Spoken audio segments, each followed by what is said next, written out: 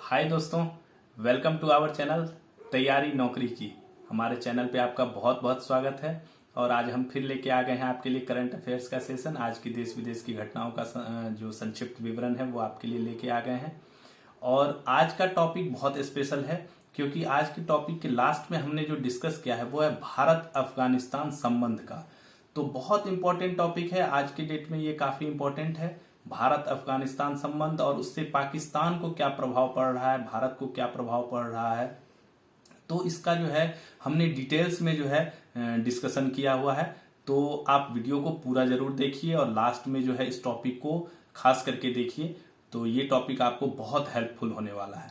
तो चलिए अपने सेशन की हम आज शुरुआत करते हैं। आपका बिना टाइम वेस्ट किए हुए सीधे चलते हैं हम अपने टॉपिक की ओर। तो चलिए आज के टॉपिक की हम शुरुआत करते हैं।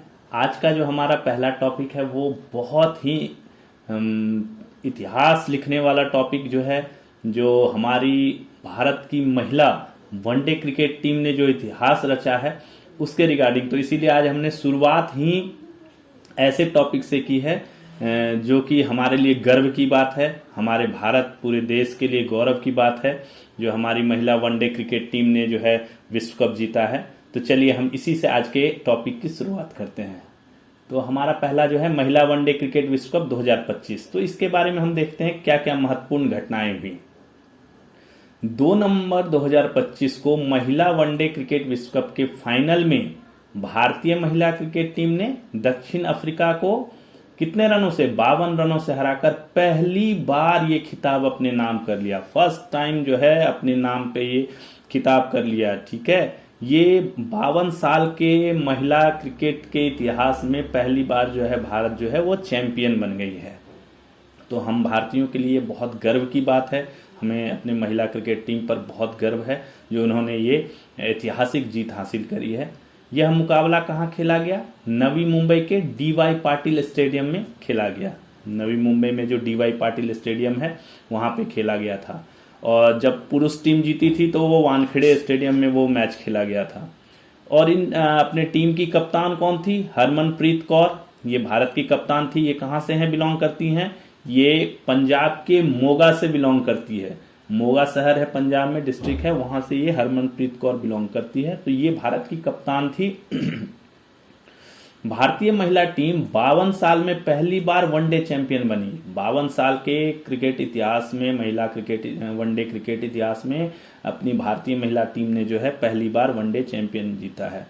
भारत महिला क्रिकेट विश्व कप जीतने वाला चौथा देश हो गया है। और ये जो वर्ल्ड कप है ये जीतने वाला चौथा देश हो गया। इससे पहले जितने वर्ल्ड कप हुए उसमें 3 देश ही जीत पाई है। पहला कौन? ऑस्ट्रेलिया 7 बार की चैंपियन, इंग्लैंड 4 बार, न्यूजीलैंड 1 बार। इन्होंने जो है अभी तक ये विश्व कप जीता। और ये 7 बार की चैंपियन ऑस्ट्रेलिया को भारत ने किस में हराया था? सेमीफाइनल में हराया था। और तब ये अपना फाइनल में प्रवेश किया था अपनी टीम ने, और इस फाइनल में दक्षिण अफ्रीका को हरा दिया है। भारत ने 1978 में पहली बार महिला विश्व कप में भाग लिया था। फर्स्ट टाइम इंट्रोड्यूस हुई थी महिला विश्व कप में 1978 में। इस बार तीसरी बार फाइनल में पहुंची और ये थर्ड टाइम से, इससे पहले 2 बार फाइनल में भारतीय टीम पहुंची थी बट वो विजय नहीं हो पाई थी। 2005 में पहुंची थी और 2017 में पहुंची थी, लेकिन दोनों बार हार का सामना करना पड़ा। बट इस बार तीसरी बार में जो है भारत ने इसे जीत लिया है। इसमें कुछ रिकॉर्ड्स बने हैं, जो महिला क्रिकेट टीम है उसने, क्रिकेट खिलाड़ियों ने कुछ रिकॉर्ड्स बनाए हैं। आइए हम रिकॉर्ड्स की तरफ चलते हैं। पहला रिकॉर्ड है दीप्ति शर्मा, एक महिला वर्ल्ड कप में 200 से अधिक रन, इन्होंने कुल 215 रन बनाए पूरे फॉर्मेट में, तथा 15 से अधिक विकेट, टोटल 22 विकेट ले ली है इसने, लेने वाली दुनिया की पहली खिलाड़ी बन गई है। यानी दोनों चीज करने वाली, 200 से अधिक रन और 15 से अधिक विकेट लेने वाली ये दुनिया की पहली खिलाड़ी बन गई। इन्हें प्लेयर ऑफ द सीरीज का अवार्ड दिया गया। प्लेयर ऑफ द सीरीज जो है वो इन्हें चुना गया। अगला जो है शेफाली वर्मा, ये क्या है? ये वनडे वर्ल्ड कप में अर्धशतक बनाने वाली सबसे युवा खिलाड़ी बन गई है। वनडे वर्ल्ड कप में अर्धशतक 50 बनाने वाली ये सबसे युवा खिलाड़ी। इन्होंने, इनकी उम्र कितनी है? 21 वर्ष 278 दिन। इसी उम्र में इन्होंने, इतने कम उम्र में जो है अर्धशतक बना दिया है वर्ल्ड कप में। तो ये सबसे कम उम्र की युवा खिलाड़ी हो गई हैं। इन्हें क्या दिया गया, इन्हें प्लेयर ऑफ द मैच का भी अवार्ड दिया गया, इन्हें प्लेयर ऑफ द मैच का अवार्ड दिया गया। अगला जो थी वो है ऋचा घोष। इन्होंने क्या किया है, 12 छक्के लगाकर महिला वर्ल्ड कप के एक संस्करण में सर्वाधिक छक्के लगाने का रिकॉर्ड बनाया। इन्होंने पूरे जो ये वर्ल्ड कप हुआ है इसके पूरे मैचों को मिला करके टोटल 12 छक्के लगाए। तो ये महिला वर्ल्ड कप किसी एक संस्करण में ये सर्वाधिक छक्के लगाने का रिकॉर्ड है। अगली है स्मृति मंधाना। इन्होंने क्या किया है, 434 रन बनाए पूरे टूर्नामेंट में, 434 रन बनाए। किसने, स्मृति मंधाना ने। तो ये क्या हुई, एक संस्करण में सर्वाधिक रन बनाने वाली भारतीय खिलाड़ी बन गई है।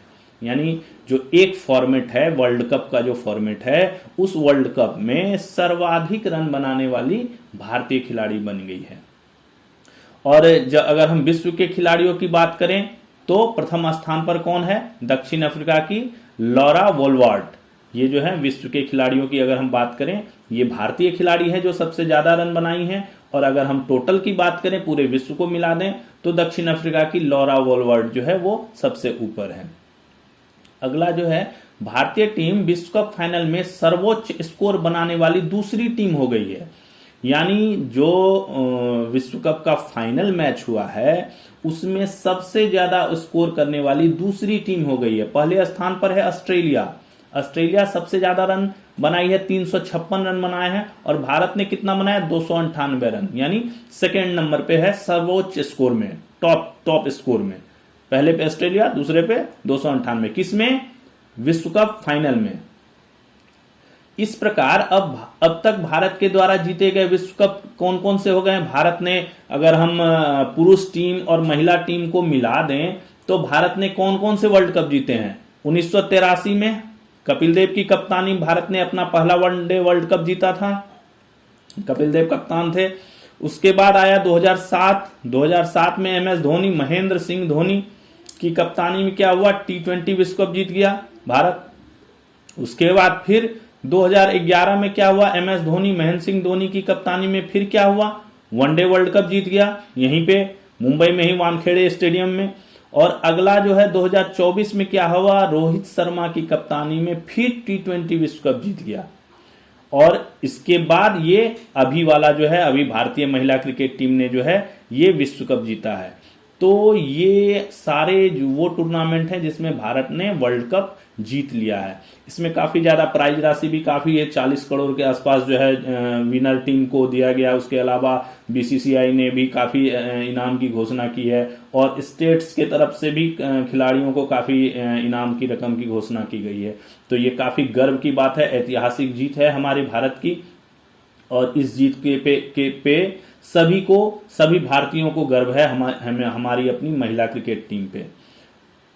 इस बीच में मैच के मध्य में एक कार्यक्रम भी हुआ जिस दौरान किसने, गायिकी सुनिधि चौहान ने अपनी प्रस्तुति दी। ये एक प्रोग्राम भी जब इंटरवल हुआ तो दोनों जो दक्षिण अफ्रीका की पारी शुरू होनी थी उससे पहले जो है एक कार्यक्रम का भी आयोजन किया गया था जिसमें सिंगर सुनिधि चौहान ने अपनी प्रस्तुति दी। तो ये था हमारा महिला विश्व कप का विजेता भारत का जो ऐतिहासिक जीत है उसके बारे में थोड़ा सा फैक्ट्स जो थे, इसके जो रिकॉर्ड्स बने और जो हमें जरूरी है, जो एग्जाम्स में जरूरी है, वो ये था। चलिए, जब खेल जगत की बात हो रही थी तो हम खेल जगत की सारी खबरें देख ही लेते हैं, उसके बाद जो है हम आगे चलेंगे। अगला था भारत ऑस्ट्रेलिया T20 सीरीज चल रहा है। कितने मैचों की, 5 मैचों की सीरीज चल रही है भारत ऑस्ट्रेलिया में। तो क्या हुआ है, इसमें T20 सीरीज के तीसरे मुकाबले में भारत ने ऑस्ट्रेलिया को 5 विकेट से हराकर सीरीज में 1-1 की बराबरी कर ली है। भारत ने क्या किया, ऑस्ट्रेलिया को 5 विकेट से हरा दिया। पहला मैच क्या हुआ था, बारिश के कारण रद्द हो गया था। दूसरे मैच में क्या हुआ, ऑस्ट्रेलिया ने भारत को हरा दिया। और अब तीसरे मैच में क्या हुआ, भारत ने ऑस्ट्रेलिया को हरा दिया। और अब जो है सीरीज में कितने मैच होने हैं, और 5 मैचों की श्रृंखला है तो 2 मैच और होने हैं, 2 मैच और होंगे और बाकी 1-1 से अभी सीरीज बराबर पे है। तो अगले 2 मैचों में देखते हैं क्या परिणाम आता है, उस हिसाब से इस सीरीज का डिसीजन होगा। अगला जो है हमारा टॉपिक, केन विलियमसन का T20 से संन्यास। क्या किया, न्यूजीलैंड के पूर्व कप्तान है केन विलियमसन। ये केन विलियमसन ने क्या किया है, T20 अंतर्राष्ट्रीय क्रिकेट से संन्यास ले लिया है। T20 उन्होंने अंतर्राष्ट्रीय क्रिकेट जो है उससे संन्यास ले लिया, बोला वो सिर्फ टेस्ट और वनडे खेलेंगे, T20 नहीं खेलेंगे। अगला टॉपिक पे चलते हैं। इटली के टेनिस खिलाड़ी जेनिक सिनर शीर्ष पर। कौन है? इटली के टेनिस खिलाड़ी, टेनिस के प्लेयर है ये, और 4 बार के grand slam winner, grand slam विजेता है जेनिक सिनर। कौन है? Jannik Sinner. ये पहली बार क्या किया इन्होंने, पेरिस मास्टर्स चैंपियन बन गए हैं। पेरिस मास्टर का जो खिताब है वो अपने नाम कर लिया है। तो उस खिताब को नाम करने के बाद एटीपी क्या है? Association of tennis professionals. तो इसमें जो है रैंकिंग में वो नंबर 1 पर आ गए हैं। ये जो है टेनिस की जो है पुरुष की रैंकिंग निकालता है, उस रैंकिंग में जो है ये नंबर 1 पर आ गए हैं, क्योंकि इन्होंने पेरिस मास्टर्स चैंपियंस जो है वो जीत लिया है। अगला जो हमारा टॉपिक है वो है पाकिस्तान दक्षिण अफ्रीका T20 सीरीज। पाकिस्तान एवं दक्षिण अफ्रीका के बीच हुए 3 T20 मैचों की सीरीज को पाकिस्तान ने क्या किया है, 2-1 से जीत लिया है। पाकिस्तान एवं दक्षिण अफ्रीका के बीच जो T20 की सीरीज हुई उसमें पाकिस्तान ने 2-1 से जीत लिया है। पहला मैच पाकिस्तान हार गया था, बट उसके बाद के दोनों मैच जो है पाकिस्तान ने जीतकर सीरीज को 2-1 से अपने नाम कर लिया है। तो ये थे खेल जगत की कुछ विशेष टॉपिक्स जो हमें जानना बहुत जरूरी है, जो हमारी जानकारी में रहना चाहिए, जो हमें काम आएगा एग्जाम्स में। तो ये आपके लिए था। उसके बाद हम चलते हैं अगले जो देश दुनिया की खबरों में, अपने भारत और विदेश की खबरों पे चलते हैं अब। तो उसमें जो करंट अफेयर्स का टॉपिक है वो है पश्चिम बंगाल में कैदियों का स्किल डेवलपमेंट। पश्चिम बंगाल में क्या किया जा रहा है, ममता बनर्जी जी हैं जो दीदी हैं वो क्या कर रही हैं, कैदियों को जो है स्किल डेवलपमेंट करा रही हैं, कैदियों को सिखा रही हैं, अपनी स्वरोजगार उत्पन्न करने के लिए सिखा रही हैं।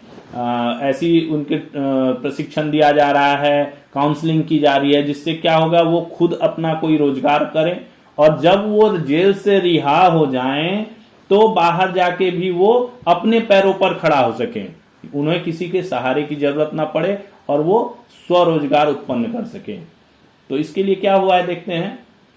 तो पश्चिम बंगाल के 3 जेलों, कहां कहां, अलीपुर महिला जेल, प्रेसिडेंसी और बीरभूम जेल के कैदियों को स्किल्ड कर रोजगार से जोड़ने की परियोजना शुरू की गई है।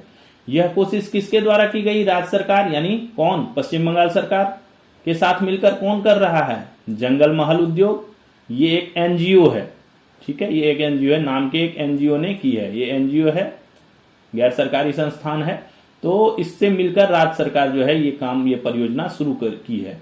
अच्छे व्यवहार वाले कैदियों को काउंसलिंग कर प्रशिक्षण दिया जाता है, जो कैदी अच्छा व्यवहार करते हैं एक वो किया जाता है। और इसमें ये भी है कि 10 साल से जो है उनको जो है वो प्रेफरेंस दिया जाता है कि कोई 10 साल से अगर कैद है तो उसको प्रेफरेंस दिया जाता है। और उन जो अच्छे कैदी हैं जिनका व्यवहार अच्छा है उनको काउंसलिंग कर ट्रेनिंग दी जाती है, जिससे तथा वे अपने बनाए हुए खानों को जेल के पास बने रेस्टोरेंट में बेचते हैं, अपना खाना बना के, और जेल के बगल में ही रेस्टोरेंट है वहां पे जो है खाना बेचते हैं। ये पश्चिम बंगाल के सभी 61 जिलों में यह प्रोजेक्ट शुरू किया जाएगा। अब इसके बाद जो है धीरे धीरे अगले चरण में जो है अगले सारे 61 जिले जो हैं पश्चिम बंगाल के, उन सभी में यह प्रोजेक्ट जो है शुरू किया जाएगा। अगला जो टॉपिक है हमारा, भारतीय छात्र का शोध पत्र अंतर्राष्ट्रीय जर्नल स्कोपस में प्रकाशित। भारतीय छात्र का शोध पत्र, ठीक है, रिसर्च। तो असम की 12वीं की छात्रा हुमा आबिया असम की है, 12th की है। इसने क्या किया है, अंतर्राष्ट्रीय मंच पर आर्टिफिशियल इंटेलिजेंस एआई बहुत आजकल चर्चा में है, और मशीन लर्निंग जो मैकेनिकल लर्निंग है पर अपना शोध पत्र पेश किया, जिसे अंतर्राष्ट्रीय जर्नल किसमें, स्कोपस में प्रकाशित होगा। ये जो इन्होंने अपना शोध पत्र है, रिसर्च पेपर है, ये किया है किस पे, आर्टिफिशियल इंटेलिजेंस पे और मशीन लर्निंग पे। ये प्रकाशित तो होगा, एक अंतर्राष्ट्रीय जर्नल है स्कोपस नाम से, उसमें यह प्रकाशित होगा। यह उपलब्धि हासिल करने वाली वह सबसे युवा भारतीयों में से एक होगी, सबसे यंग भारतीयों में से वो एक हो गई हैं। अगला जो टॉपिक है, केरल में कैंसर रोगी को राज्य सड़क परिवहन की बसों में मुफ्त यात्रा। केरल के किसी अस्पताल में, किसी भी प्राइवेट या गवर्नमेंट किसी भी अस्पताल में इलाज से संबंधित यात्रा, अगर आप इलाज से रिलेटेड यात्रा कर रहे हैं और आप कैंसर रोगी हैं, तो सरकार कहती है कि राज्य सड़क परिवहन की बसों का मुफ्त इस्तेमाल कर सकेंगे। जो कैंसर रोगी होंगे वो राज्य सड़क परिवहन की बसों का मुफ्त इस्तेमाल कर सकेंगे। केरल जो है कल ही हमने जो डिस्कस किया था, केरल क्या हो गया है, गरीबी से मुक्त राज्य हो गया है। विधानसभा में जो है उनके सीएम ने ये प्रस्तुत किया था कि केरल को जो है गरीबी से मुक्त राज्य घोषित कर दिया उन्होंने। तो ईपी जो प्रोजेक्ट था, मैंने कल काफ़ी इस पे चर्चा की थी, तो आप कल के वीडियो में इसको देख सकते हैं। काफ़ी डिटेल्स में मैंने इसके केरल के बारे में डिटेल्स में चर्चा करा था, तो आप उस पर देख सकते हैं। अगला जो हमारा टॉपिक है वो है एसआईआर की निगरानी के लिए डिजिटल योद्धा। एसआईआर काफ़ी चर्चा में है आज के डेट में। निर्वाचन आयोग ने जो ये द्वितीय चरण का जो एसआईआर शुरू कराया है, तब से ये काफी चर्चा में है। एसआईआर पे कुछ ना कुछ जो है, खास करके पश्चिम बंगाल में इस पे जो है ज्यादा गहमागहमी चलती रहती है। तो पश्चिम बंगाल में क्या हुआ है, एसआईआर की निगरानी के लिए तृणमूल कांग्रेस ने क्या किया, एक डिजिटल सेना बना दी है। डिजिटल सेना मतलब कि कुछ कार्मिकों को मिला के एक ये बना दिया है, संगठन टाइप का बना दिया है कि आमी बांग्ला डिजिटल योद्धा। क्या बना दिया, आमी बांग्ला डिजिटल योद्धा। और इसी के बाद भाजपा ने क्या किया, पलटवार करते हुए नमो युवा योद्धा नाम से डिजिटल सेना बना दिया। तृणमूल कांग्रेस ने बनाया आमी बांग्ला डिजिटल योद्धा, तो भाजपा ने क्या किया, नमो युवा योद्धा नाम से जो है डिजिटल सेना बनाने का निर्णय लिया है। क्या करेगी ये जो इसके कार्मिक जो होंगे, जो इसमें इसके सदस्य होंगे, वो क्या करेंगे, एसआईआर की निगरानी करेंगे। मतलब एसआईआर जो होगा, जो स्पेशल इंटेंसिव रिवीजन है ना, जो मतदाता का जो होगा, मतदान पहचान पत्र वगैरह बनेंगे इसमें, और कार्मिकों के नाम जोड़ेंगे, कार्मिकों के नाम हटेंगे, तो जो लिस्ट तैयार होगी उसकी निगरानी करेंगे तथा होने वाली किसी गड़बड़ी से निपटेंगे। कोई भी गड़बड़ी अगर होगा तो उससे निपटने में ये जो लोग हैं वो काम करेंगे। अगला जो हमारा है, मुख्य चुनाव आयुक्त को विशिष्ट एल्यूमिनी अवार्ड। मुख्य चुनाव आयुक्त कौन है हमारे, ज्ञानेश कुमार मुख्य चुनाव आयुक्त हैं, को 2 नवंबर को किसने, आईआईटी कानपुर के 66वें स्थापना दिवस पर विशिष्ट एल्यूमिनी अवार्ड से सम्मानित किया गया। आईआईटी कानपुर ने उन्हें एक अवार्ड दिया, उनका 66वां स्थापना दिवस था, तो उस पर जो है एक अवार्ड दिया, उनको विशिष्ट एल्यूमिनी अवार्ड से सम्मानित किया है मुख्य चुनाव आयुक्त ज्ञानेश कुमार को। अगला जो हमारा टॉपिक है वो है सड़क दुर्घटना में पीड़ित लोगों के कैशलेस उपचार। ये टॉपिक जो है, ये पहले जो है प्रोजेक्ट जो है ये चला हुआ था भारत सरकार द्वारा। सड़क दुर्घटना में पीड़ित लोगों के कैशलेस उपचार संबंधी जो पायलट प्रोजेक्ट कब चला था, 14 मार्च 2024 को चंडीगढ़ में शुरू किया गया था। पायलट प्रोजेक्ट के रूप में शुरू किया गया था कि सड़क दुर्घटना में अगर कोई पीड़ित हो जाता है तो उसका जो उपचार होगा वो कैशलेस होगा, उसको पैसे की तुरंत पैसे देने की या उपचार के लिए किसी भी पैसे देने की जरूरत नहीं पड़ेगी, कैशलेस उपचार होगा उसका, अगर वो सड़क दुर्घटना में पीड़ित होता है तो। और ये प्रोजेक्ट शुरू हुआ था 14 मार्च 2024 को चंडीगढ़ में। बाद में उसे 6 और राज्यों में विस्तारित किया गया, बाद में उसको 6 और राज्यों में आगे कर दिया गया। उसे अब उपयुक्त संशोधन करके पूरे भारत में लागू की जाएगी। क्या किया जाएगा, इसमें थोड़ा बहुत संशोधन करके जो कमियां बेसियां आई होंगी उनको संशोधित करके और इसे पूरे भारत में लागू कर दिया जाएगा। तो ये बहुत अच्छा पहल किया है भारत सरकार ने कि हमारे यहाँ सड़क दुर्घटना काफी होती रहती है, तो उसमें जो पीड़ित लोग हैं उनको कैशलेस उपचार मिलेगा। अगला जो हमारा टॉपिक है वो है पूर्वी प्रचंड प्रहार युद्ध अभ्यास। युद्ध अभ्यास के बारे में मैंने कल भी काफी बातें करी थी, कई सारे युद्ध अभ्यास, 2-3 युद्ध अभ्यास के बारे में मैंने कल बात करी थी।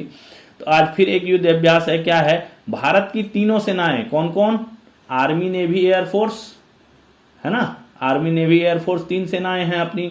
तो ये क्या करेंगे, 10 से 18 नवंबर 2025 के बीच क्या करेंगी, अरुणाचल प्रदेश के मेचुका में, जगह का नाम है मेचुका, पूर्वी प्रचंड प्रहार, ये सैन्य अभ्यास जो करेंगे उसका नाम दिया गया है पूर्वी प्रचंड प्रहार, इस नाम से जो है सैन्य अभ्यास करेंगे। यह अभ्यास भारत की भविष्य की युद्ध तैयारी और बहुक्षेत्रीय एकजुटता को और मजबूत करेगा। क्या करेगा ये जो अभ्यास होगा, इससे क्या होगा, युद्ध की तैयारी जो होगी वो मजबूत होगी, बहुक्षेत्रीय एकजुटता यानी तीनों सेनाओं का जो कॉपरेशन है वो और मजबूत होगा। ठीक है, आर्मी नेवी एयरफोर्स जो हमारी 3 सेना है उनका कॉपरेशन भी काफी मजबूत होगा। अगला जो हमारा टॉपिक है वो है national in space model rocketry can set India student competition 2025, rocketry competition 2025, generally इसको इस नाम से भी जाने जाते हैं, या इन स्पेस जो कंपटीशन है वो भी कहा जाता है। तो गौतम बुद्ध की निर्वाण स्थली कहाँ? कुशीनगर, उत्तर प्रदेश में जंगली पट्टी के समीप नारायणी तट के क्षेत्र में, ये देवरिया के आसपास का इलाका है। तो उसमें जो है 27 से 30 अक्टूबर को क्या हुआ, national in space model rocketry CanSat India student competition 2025 का आयोजन किया गया। बेसिकली ये क्या है, इसमें जो है युवा वैज्ञानिक कौन हुआ, हमारे जो छात्र हैं जो पढ़ाई कर रहे हैं, वो उनसे जो है जो वैज्ञानिक का दृष्टिकोण रखते हैं वो जो है शामिल होते हैं इसमें। और इसमें जो है रॉकेट वगैरह कैसे ये करना है, प्रोजेक्ट करना है, कैसे प्रक्षेपण करना है, इन सब चीजों पे जो है करके ये अपना प्रोजेक्ट तैयार करके लाते हैं और वो प्रक्षेपित करते हैं। तो इस प्रतियोगिता में क्या हुआ, 600 युवा वैज्ञानिकों ने हिस्सा लिया। 4 दिन की प्रतियोगिता थी और 37 प्रक्षेपण किए गए, जो रॉकेट्स वगैरह के 37 प्रक्षेपण किए गए। उत्तर भारत में अपनी तरह का ये पहला आयोजन है, नॉर्थ इंडिया में यह पहला आयोजन है इस तरह का, इस आयोजन पहले नहीं हुआ है। इसमें भारत के अंतरिक्ष गौरव कौन, शुभांशु शुक्ला जो अंतरिक्ष गए थे वो भी पहुंचे थे यहाँ पे। उन्होंने भी इन जो युवा वैज्ञानिक है, जो छात्र हैं, स्कूलों कॉलेजों के जो छात्र थे, उनसे काफी देर बात किया, उनको जो है उनके जो प्रोजेक्ट्स थे उनको देखा। तो ये बड़ा गौरव की बात थी इनके लिए। आने वाले वर्षों में इस प्रतियोगिता को क्या किया जाएगा, अमृत प्रयास वार्षिक इनोवेशन फेस्ट, इंपॉर्टेंट है, ध्यान दीजिएगा। तो इस प्रतियोगिता को क्या किया जाएगा, अमृत प्रयास वार्षिक इनोवेशन फेस्ट के रूप में विकसित किया जाएगा, डेवलप किया जाएगा इसको। तथा इसमें रूरल इनोवेशन एक्सपो भी जोड़ा जाएगा। रूरल इनोवेशन क्या है, ग्रामीण क्षेत्रों के जो इनोवेशंस हैं उनको भी जोड़ा जाएगा। ग्रामीण क्षेत्र से जो कोई विद्यार्थी या छात्र जो हैं कोई ऐसा इनोवेशन करते हैं तो उनको भी इसमें जो है ऐड किया जाएगा, यानी रूरल इनोवेशन को भी ऐड किया जाएगा। अगला जो हमारा टॉपिक है वो है, कुछ नवीन पुस्तकें आई हैं।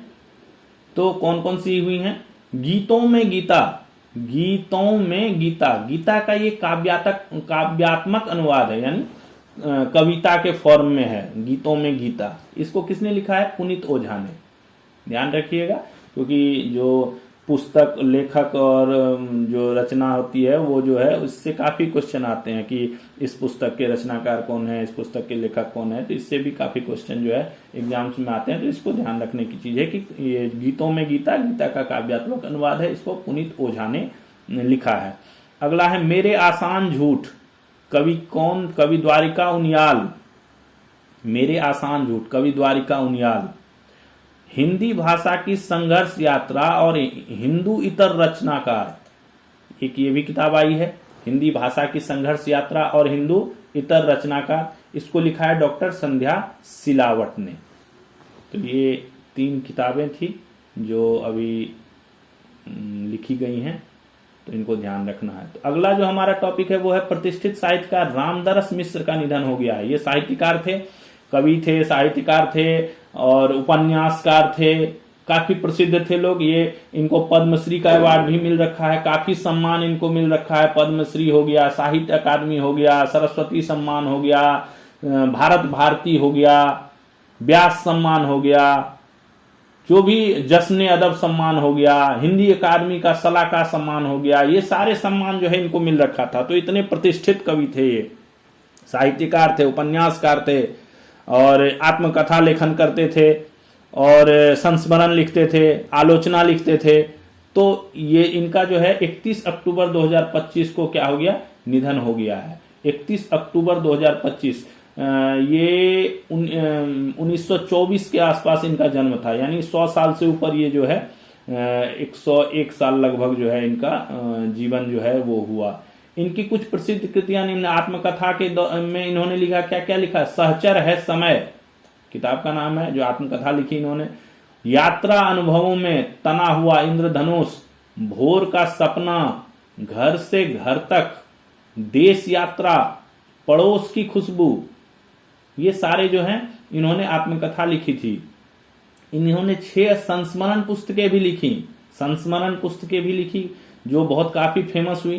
कौन से? स्मृतियों के छंद, अपने अपने रास्ते, एक दुनिया अपनी, सहयात्राएं, सर्जन ही बड़ा सत्य और सुरभित स्मृतियां। ये 6 जो है क्या थी? इनके संस्मरण पुस्तकें थी जो इन्होंने लिखी। उनका पहला काव्य संग्रह, फर्स्ट काव्य संग्रह जो था कौन था? पथ के गीत। ये 1951 में प्रकाशित हुआ, काफी पहले की बात है, 1951 में प्रकाशित हुआ। और अब तक मुख्य 15 कविता संग्रह इनके जो है आ चुके हैं। तो मैंने जैसे बताया ऊपर कि ये कवि भी थे, साहित्यकार भी थे, उपन्यासकार भी थे, संस्मरण भी लिखते थे, आत्मकथा भी लिखते थे, और 100 से ज्यादा साल तो जिए और 100 से ज्यादा किताबें जो है इन्होंने लिखा। जीते जी अपनी शताब्दी मनाने वाले हिंदी के एकमात्र लेखक। मैंने अभी बताया है कि 100 से ऊपर साल जिया है इन्होंने, तो जीते जी जो है अपनी शताब्दी इन्होंने मनाया, और ये हिंदी के एकमात्र लेखक है जो ये जीते जी अपनी शताब्दी मना रहे हैं, मनाया इन्होंने। और ये जो है इन्हें अवार्ड में जैसे ऊपर बताया आपको, अवार्ड में पद्मश्री, भारत भारती बताया मैंने, व्यास सम्मान भी मिला हुआ है, साहित्य अकादमी पुरस्कार, राष्ट्रीय कबीर सम्मान ये भी मिला हुआ है, हिंदी अकादमी का सलाका सम्मान ये भी मिला हुआ है, जश्न अदब ये भी मिला हुआ है, के बिरला फाउंडेशन का सरस्वती सम्मान ये भी प्राप्त हुआ है। तो काफी प्रतिष्ठित साहित्यकार थे जिनका जो है निधन हो गया है। अगला जो टॉपिक है हमारा वो है दी सरस्वती रिवर गाथा पुस्तक। प्राचीन वैदिक सरस्वती नदी, पहले सरस्वती नदी थी अभी जो विलुप्त हो गई है, को पुनर्जीवित करने में लगी कौन? हरियाणा सरकार प्रयास कर रही है। कि कड़ी में क्या है? Centre of excellence for research on the Saraswati river. ये एक डिपार्टमेंट है, डिपार्टमेंट हरियाणा में बनाया गया है, centre of excellence for research on the Saraswati river के डायरेक्टर, निदेशक कौन है? एवं कुरुक्षेत्र विश्वविद्यालय के भू विज्ञान विभाग के अध्यक्ष कौन है? Doctor AR Chaudhary. इन्होंने क्या है? दी सरस्वती रिवर गाथा नाम से पुस्तक लिखी है, इन्होंने एक बुक लिखा है दी सरस्वती रिवर गाथा। तो ये ध्यान रखिएगा कि ये हरियाणा में जो है इसका सेंटर बना हुआ है, centre of excellence for research on the Saraswati river. तो ये अगर आता है, ये क्वेश्चन जो है इंपॉर्टेंट है कि सरस्वती रिवर पे जो है रिसर्च सेंटर कहाँ पे बना हुआ है, तो ये हरियाणा में बना हुआ है। अगला है हमारा, भारत बना दुनिया का दूसरा शहद निर्यातक देश। भारत दुनिया का क्या बन गया है? दूसरा शहद निर्यातक देश बन गया है। एक आंकड़े अभी जारी किए गए हैं जो वित्त मंत्रालय की तरफ से, उसमें ये कहा गया है कि 2023-24 में भारत ने करीब कितना 1.07 लाख टन प्राकृतिक शहद का निर्यात किया 23-24 में, जिसके बाद ये दूसरे नंबर पे जो है निर्यातक देश बन गया है। इससे पहले क्या था? 2020 में भारत जो है वो 9वें स्थान पर था, और मात्र 5 में नहीं 24 तक की है, तो 4 साल लगभग में जो है भारत जो है दूसरे नंबर पे आ गया है। अगला जो हमारा टॉपिक है वो है लेंसकार्ट। लेंसकार्ट क्या है? सभी ने नाम सुना होगा, काफी फेमस नाम है, चश्मा निर्माता कंपनी है। चश्मे की इसके काफी आउटलेट्स हैं इंडिया में, लगभग 1700 के आसपास, 2000 के आसपास जो है इनके लेंसकार्ट के आउटलेट्स हैं। इनका जो है IPO अभी आया था 31 अक्टूबर को, जिसमें क्या हुआ, काफी फेमस रहा IPO, और वैल्यूशन कितना हो गया कंपनी का? 70,000 करोड़ रुपए हो गई वैल्यूशन, मार्केट वैल्यू जो है 70,000 करोड़ रुपए पे चली गई। 2019 में इसकी स्थापना की गई थी। लेंसकार्ट यूनिकॉर्न की स्थापना किसने की? पीयूष बंसल ने। पहले इन्होंने, उससे पहले 2010 के आसपास में जो है अपने घर से ही अपना जो है वो लेंस बेचना शुरू किया, और धीरे धीरे जो है मैन्युफैक्चरिंग और लॉजिस्टिक पे ध्यान देते हुए टाइमली डिलीवरी करके, और फिर इस टाइप से उन्होंने जो है एक ये 2019 में जो है लेंसकार्ट की स्थापना कर दी पीयूष बंसल ने। इन्हें जो है फोर्ब्स पत्रिका ने, जो फोर्ब्स पत्रिका होती है, उसने क्या कहा? बेस्ट 40 अंडर 40 एंटरप्रेन्योर, जो एंटरप्रेन्योर हैं, बेस्ट 40 अंडर 40 एंटरप्रेन्योर की सूची में इनको शामिल किया गया। किसको? पीयूष बंसल को, लेंसकार्ट के संस्थापक। अगला जो हमारा टॉपिक है वो है 47वां वार्षिक इस्तांबुल मैराथन। 2 नवंबर को तुर्की की राजधानी कहां, इस्तांबुल, पता नहीं होगा, में 47वें वार्षिक इस्तांबुल मैराथन का आयोजन हुआ।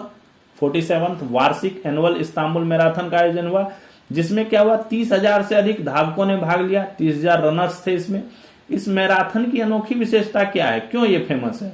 क्योंकि इसकी जो पूरी दौड़ होती है वो 2 महाद्वीपों, किसको, एशिया और यूरोप को जोड़ती है। जो इसका ट्रैक है, जो मैराथन का रूट है, जो दौड़ पूरा करने का रास्ता है, वो 2 महाद्वीपों यानी एशिया और यूरोप को जोड़ती है। उस मार्ग से जो है ये रेस पूरी होती है, ये मैराथन पूरी होती है।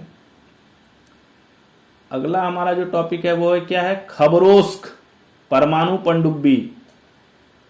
रूस क्या है, आज के डेट में रूस बहुत जो है परमाणु शक्ति के तरफ जो है, परमाणु ऊर्जा से चलने वाले काफी चीजें जो है वो परीक्षण पे परीक्षण किए जा रहा है।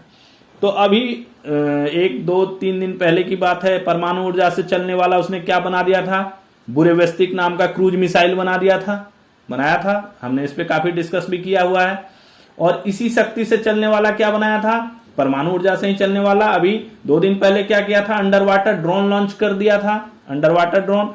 उसके बाद क्या कर दिया है, रूस ने नई परमाणु पनडुब्बी का जलावतरण किया है। क्या कर दिया है, इसी ऊर्जा यानी परमाणु ऊर्जा से ही चलने वाली परमाणु पनडुब्बी का जलावतरण किया है। यानी जलावतरण क्या हुआ, पानी में इसको जो है डाला है, पनडुब्बी है तो पानी में ही रहेगी, तो जलावतरण किया है।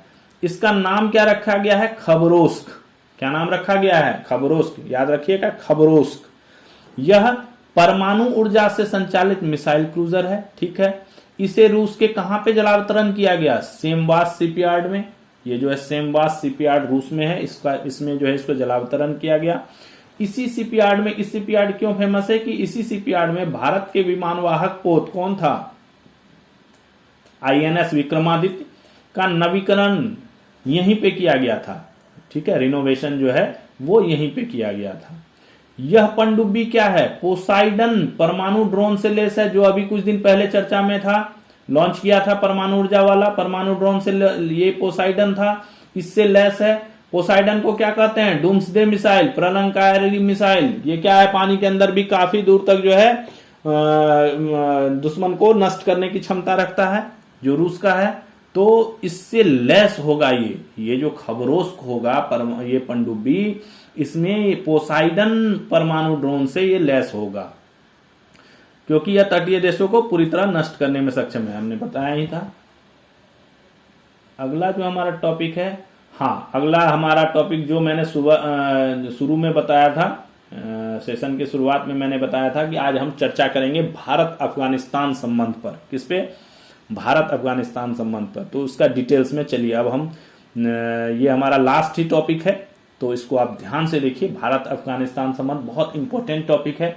तो इसमें से हमने जो है कुछ जिस्ट जो है निकाल के आपके लिए लाए हैं, जो आपको बहुत काम आएगा, एग्जाम बेस्ड में बहुत काम आएगा, या तो लेख लिखने में भी काम आएगा, या प्रीलिम्स मेंस में अगर कोई टॉपिक पे लिखना हो तो उसमें ये काम आएगा। हमने कुछ जिस्ट बनाया है इसका, तो चलिए इस टॉपिक पे हम चर्चा करते हैं। भारत अफगानिस्तान संबंध। भारत की स्वतंत्रता के बाद अफगानिस्तान पहला देश था जिसने भारत के साथ राजनयिक संबंध स्थापित किए। क्या किया, अफगानिस्तान पहला देश था जिसने, भारत जब स्वतंत्र हो गया तो उसके बाद पहला देश अफगानिस्तान था जिसने भारत के साथ राजनयिक संबंध स्थापित किए, ठीक है, पॉलिटिकल रिलेशंस स्थापित किए।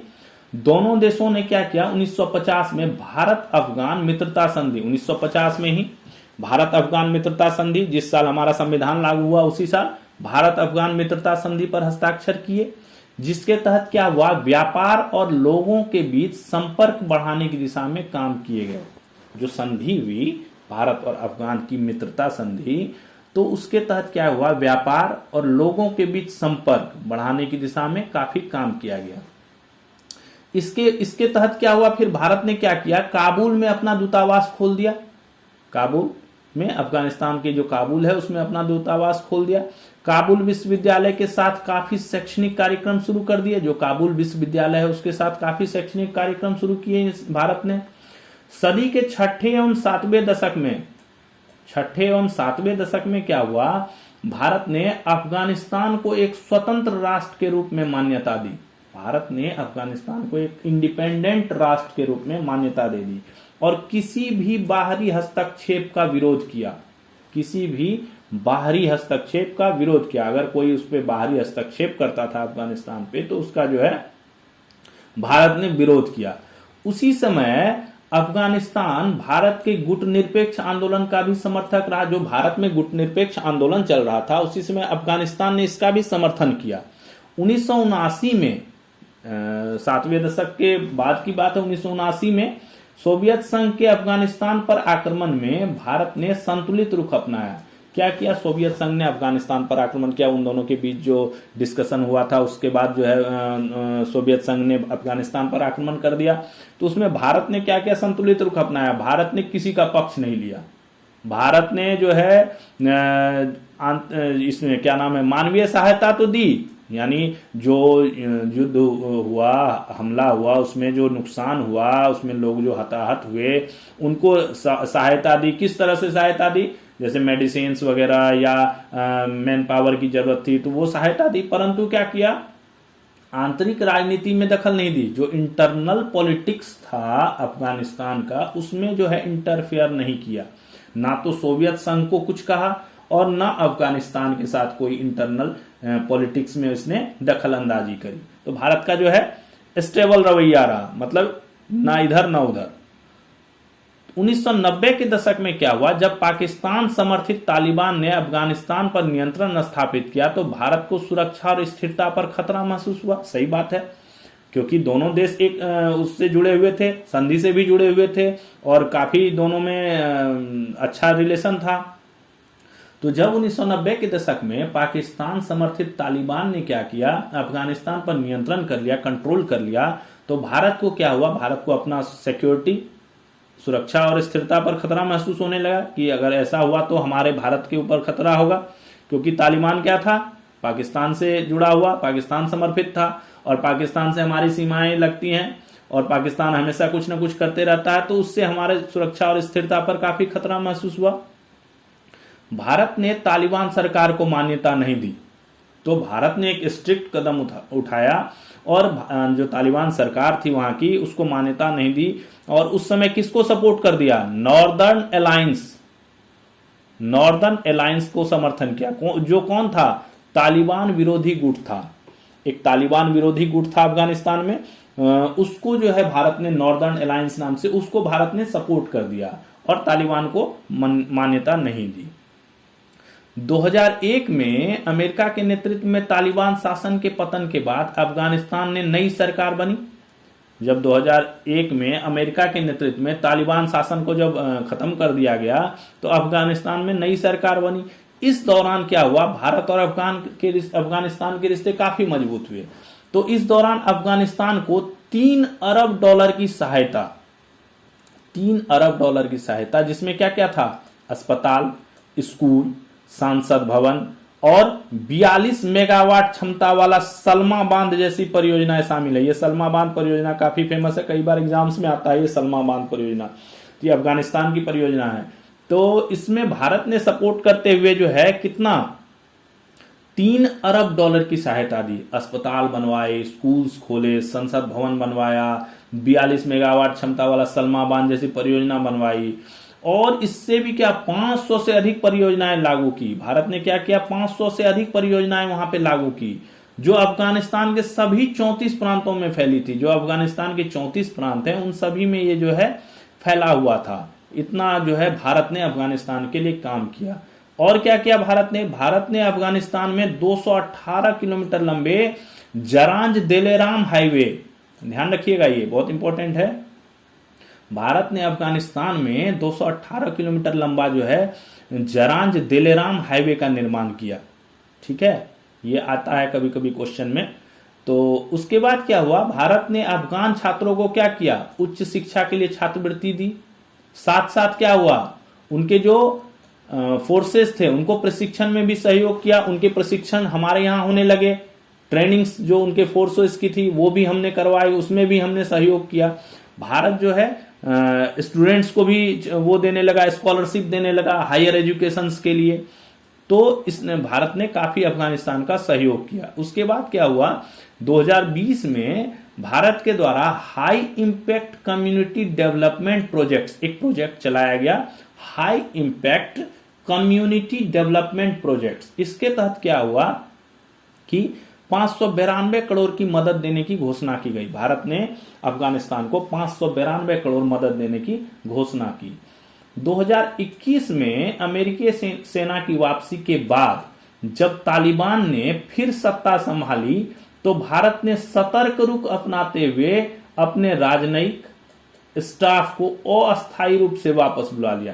देखिए, जो कूटनीति है वो उस हिसाब से जो है क्या किया, 2021 में अमेरिकी सेना जब वापस आ गई, जो अमेरिकी सेना के से जो उनमें बदलाव हुआ था, अफगानिस्तान की सत्ता चेंज हुई थी, सरकार बदले थे, तो उसके बाद जब अमेरिकी सेना वापस आ गई तो क्या हुआ, तालिबान फिर एक्टिव हो गया, तालिबान ने फिर सत्ता संभाल ली, तालिबान फिर वहां पे अफगानिस्तान में एक्टिव हो गया।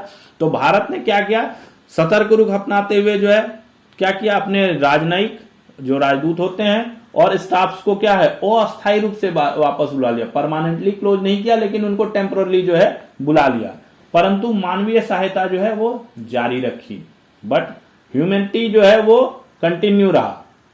ठीक है, हम अपना जो ऑफिशियल वो है उसको हम शिफ्ट कर लिए, बट हमारी मानवीय सहायता जो है, जो ह्यूमन के प्रति जो हमारी सहायता है, जो हेल्प है, वो कंटिन्यू जारी रखी। रूस पहला देश था जिसने तालिबान सरकार को आधिकारिक तौर पर स्वीकार किया। हमारे देश ने तो स्वीकार नहीं किया, ठीक है, हमने तो पहले ही तालिबान पाकिस्तान समर्थित तालिबान का जो है उसको बाइकआउट कर रखा था, और रूस जो है वो पहला देश था जिसने तालिबान सरकार को ऑफिशियल तौर पर जो है स्वीकार कर लिया था कि ठीक है, ओके। आगे क्या हुआ, 2022-23 के बजट में भारत ने अफगानिस्तान के लिए 200 करोड़ का आवंटन किया था, ये अलग से आवंटन था। 22-23 के बजट में भारत ने अफगानिस्तान के लिए 200 करोड़ रुपए आवंटित भी किए।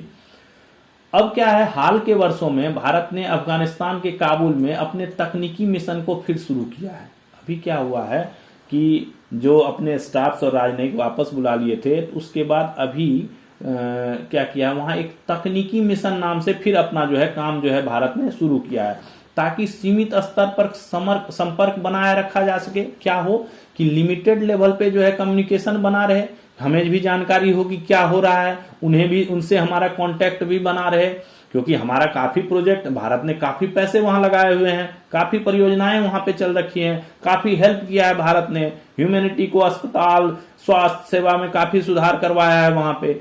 तो इसकी इंफॉर्मेशन हमारे जो वहां क्या गतिविधियां हो रही हैं वो हमें पता चलता रहे, इसलिए क्या किया है, इसने एक तकनीकी मिशन शुरू किया है। आज के परिवेश में क्या है, आज के परिवेश में स्थिति क्या है, अफगान जनता के बीच भारत की छवि एक क्या है, फ्रेंड की तरह है, मित्र की तरह है, तथा भारत द्वारा शिक्षा, स्वास्थ्य एवं अन्य मानवीय सहायता के क्षेत्र में भारत का योगदान याद किया जाता है, और भारत का जो योगदान है इन सब क्षेत्रों में उसको काफी जो अफगान के लोग हैं वो पसंद करते हैं, याद करते हैं और मानते हैं। हाल में क्या हुआ, अफगानिस्तान के विदेश मंत्री आए थे भारत, कौन, अमीर खान मुत्तकी, अफगानिस्तान के विदेश मंत्री अमीर खान मुत्तकी जो है वो आधिकारिक यात्रा पर, ऑफिशियल यात्रा पर भारत आए थे।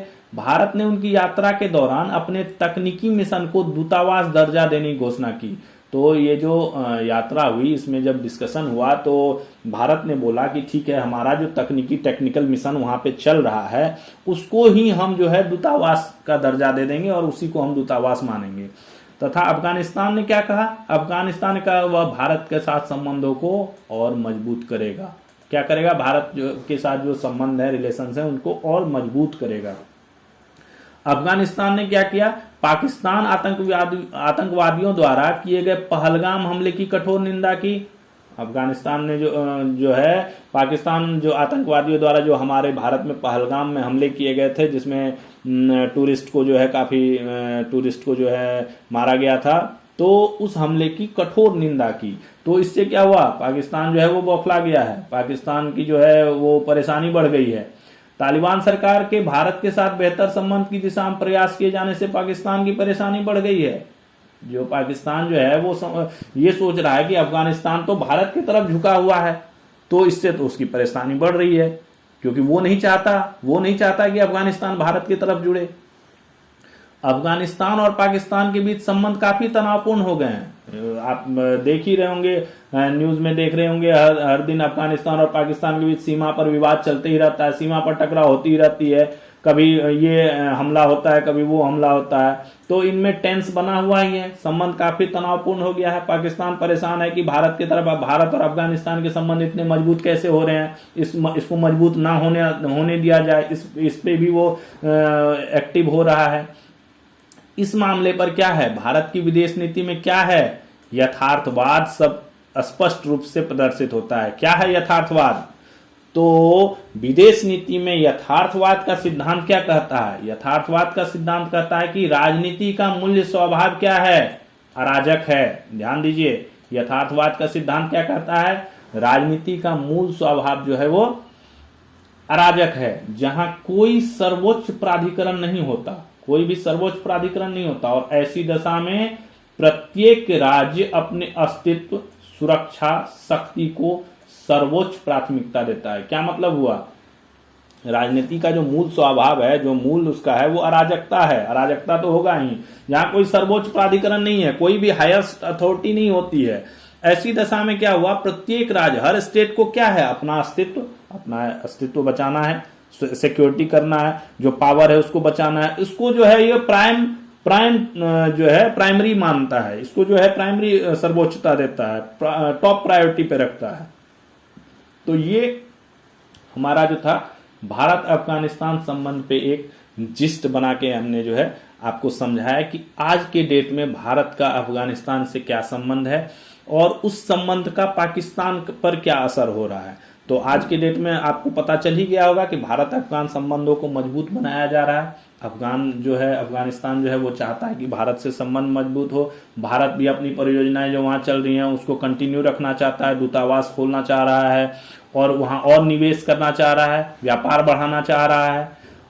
और इन सब चीजों से पाकिस्तान जो है वो परेशान हो रखा है, पाकिस्तान की जो है परेशानी बढ़ी हुई है और अफगानिस्तान और पाकिस्तान में जो है टकराव होते ही रहते हैं, सीमा पे उनका झड़प होते ही रहता है, इधर से हमला उधर से हमला वो चलते ही रहता है। तो ये था भारत अफगानिस्तान संबंध का एक संक्षिप्त विवरण। इससे मुझे लगता है कि आपको जो है काफ़ी हेल्प मिलेगा किसी भी एग्जाम की तैयारी में, चाहे वो प्री मेंस जो भी होता है, निबंध लिखना हो, तो इसमें इस टॉपिक पे आप जो है डिटेल्स में थोड़ा बहुत जो है आराम से लिख सकते हैं, कोई आपको दिक्कत नहीं होगी। तो ये था आज का हमारा सेशन। हम आशा करते हैं आपको ये सेशन जो है बहुत अच्छा लगा होगा और आप जो है इस चैनल को देखते रहिए, लाइक सब्सक्राइब कीजिए, अपने दोस्तों को ये शेयर कीजिए जिससे वो इसका लाभ उठा सकें, अपने जो एग्ज़ाम्स की तैयारी कर रहे हैं उसमें उनको इससे मदद मिले। और फिर हम कल नए टॉपिक के साथ, नए करंट अफेयर्स के साथ आपके साथ मुखातिब होंगे, आपसे मिलेंगे। तब तक के लिए थैंक्स फॉर वॉचिंग। जय हिंद।